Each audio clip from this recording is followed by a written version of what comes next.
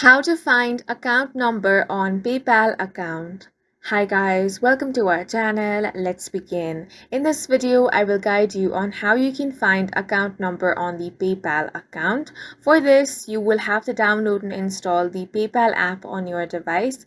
You can head over to Play Store or App Store in order to do that. Once it has been downloaded, open the application and make sure to sign into your account.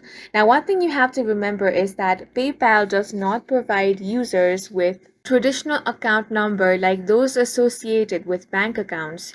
Your account is identified by the email address that you log in with.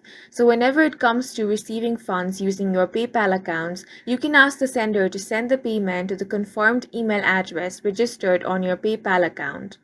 In order to find the email address, you simply have to tap on the profile icon at the top left corner of your screen.